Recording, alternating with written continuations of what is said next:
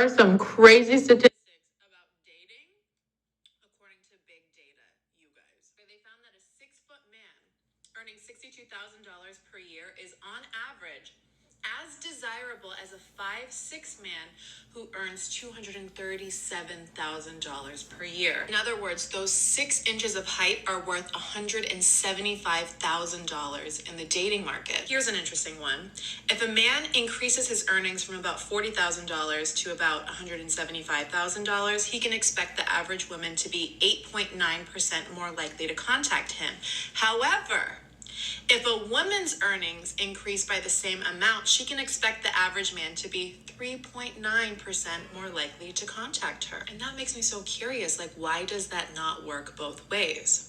I'd love to know your guys' thoughts. Another study found that a woman's occupation doesn't impact how many messages she receives when you take into account her physical attractiveness, but for men, the story is entirely different. Men who work in certain occupations receive far more messages. Lawyers, male lawyers, being at the top of the totem pole, followed by law enforcement / firefighter, and then military, and then health professional. Last place, the data says, the least desirable occupation is service, hospitality, and food. Interesting. Hinge users are 11.3% more likely to match with someone who shares their initials. Odd. The one finding I really appreciated and fully believe in is that a person who is happy outside of the relationship is far more likely to be happy in the relationship. So if you want to find a good partner, make sure to check that they are a happy person alone and single. Nobody can make you happy until you're happy with yourself first. All right, guys. First thing I want to say is this is a great video for most of you guys. Me, I understood most of this a few years back when I started getting really good. And that's because I started incorporating the idea of sexual market value. Check out my mastermind group. I should have some videos out on my channel about it. Definitely have a video on my channel on how to get taller almost overnight. If you're new here, make sure you check that out. I also got it on my TikTok. But yeah, everyone should have an understanding of this, both man and woman. All right, for a man, what you have, what you can do, and who you are does matter a lot more than your looks. All right, and it's the opposite for women. All right, this is why men go to the extent of faking like they have money. All right. And faking like who they are, okay?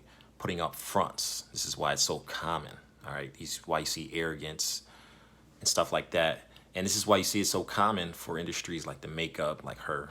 She's wearing a ton of makeup. She understands how important her looks are as a woman, all right? And this is why women go to the extent, hair extensions, you know, makeup, heels, all right? To make their legs look a little better and their butt come out a little bit more. They wear tummy tucks. All right, all this stuff, you know, women will go to the extent for. And I like how she triggers some feminists. Why shouldn't our occupation matter? Our occupation should matter just as much as men. All right, I'm sure they're in the comments. Good strategy on her end. But yeah, I am working with a lawyer right now, which is interesting because she definitely is right. He's getting a ton of likes, a ton of matches. And I'm sorting through all of them. All right, setting up dates for them and everything like that. If you're interested in me doing that for you on your accounts, just completely running your accounts, you want to make sure you hit me up. All right, topleveldating@gmail.com. Set you up with a good offer. And the next thing and last thing I want to say is, you know, all this stuff does matter. It's your sexual market value. All right, how you stand amongst other men. All right, like I said, your height does matter. Check out my video on how to get taller arms overnight. Your money does matter, all right? So I don't even know where she got these stats from. Is going to be my next question because, I mean, on Tinder, Bumble, and Hinge, you can't list how much money you make.